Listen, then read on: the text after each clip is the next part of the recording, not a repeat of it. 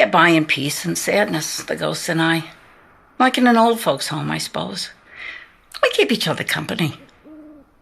The ones up in the mine, that's a different story. A real horror story. They weren't just Ed's crew. They were our friends. My soirees were the talk at Kingsmouth. A touch of New York glamour to the sticks. That's why I had the pool dug, you know. And no, I don't mean the kind of party where you leave your keys in a bowl. I know they still linger and suffer. Must be lonely under those old, cold rocks. Back in the day, when I would still leave the house, I tried to silence those voices. I called every priest, every psychic and paranormal investigator in Maine, and not one of them stayed overnight. Even the Indians and that little Ami girl offered their native mumbo-jumbo. At the time, I thought, the nerve of it, considering the part they played in the whole mess. But I suppose they were only trying to help. Sometimes, when the wind comes, I hear those boys at the mine singing. I can never quite make out the words.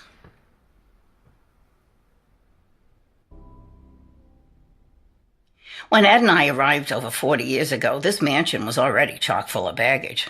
And I mean the bad kind that people don't talk about. And heirlooms, too. Even before I realized that one had a lot to do with the other, I never threw anything out. Hadn't the heart for it. All the little things people left behind were a part of the house. Part of the haunting, too. But I don't scare easy. With 13 cats and maybe a dozen ghosts, I've only got so much attention to go around. To be honest, the cats cause me more trouble than the ghosts. Recently, I've been thinking of organizing the upstairs better. Doing up the old rooms a little for them. Let them know they're not forgotten. The ghosts, not the cats. All those empty rooms, sheets over everything. It's as if someone died. Well, yeah. I'd start out with that big old standing mirror in the attic, which I do believe belonged to Johanna Delapore. You know, one time, I caught a glimpse of Ed in it like he used to be, all done up in his Sunday best.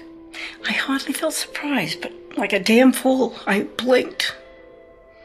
And he was gone.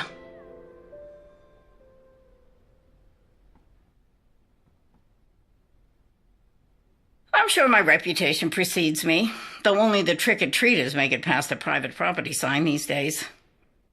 Ever since that Killian woman got run out of town, I've been the honorary island witch. A foul-tempered old widow who shut herself up in a haunted house for decades.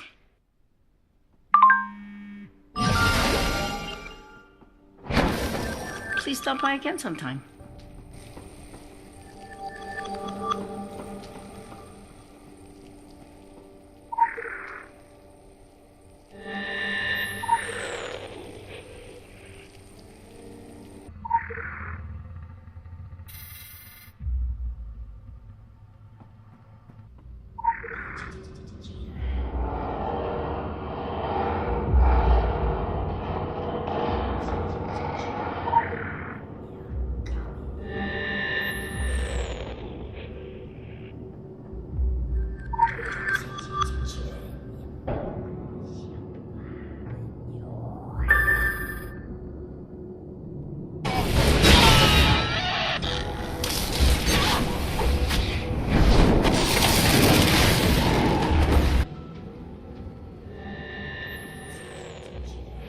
Is there anybody out there?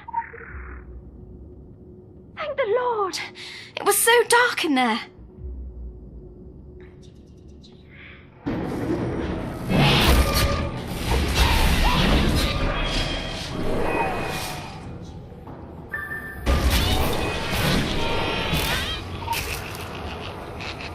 Thank you.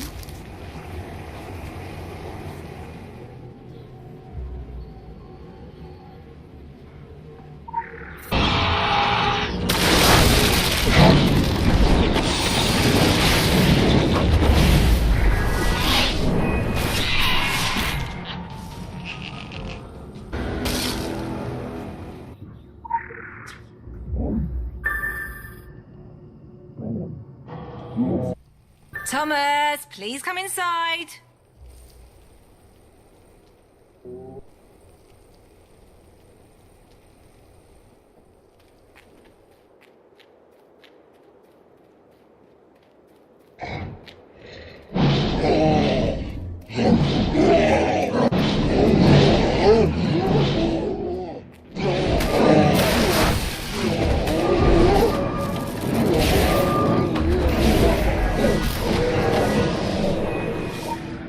Mom, where are you?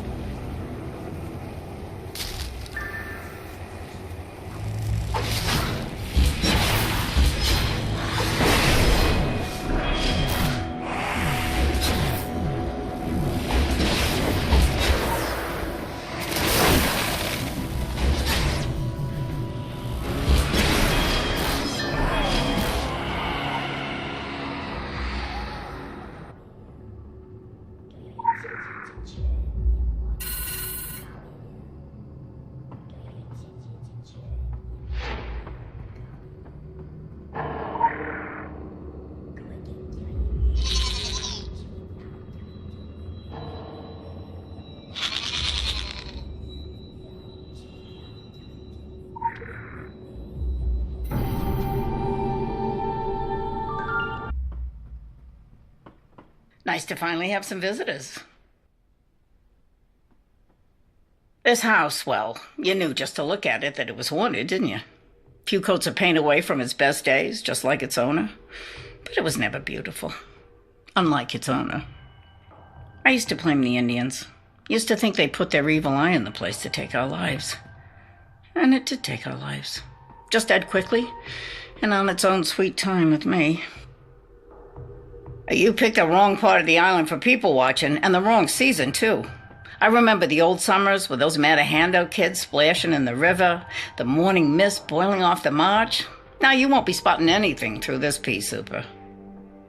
Survived the storm? Well, hell, I'm a tough old bird. You ask anyone in town.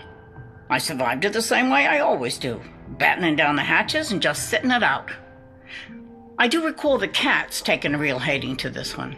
Hissing and spitting, tails up like chimney brushes, but they're ornery creatures. Most of them were yelling before their mom even finished biting through the cord.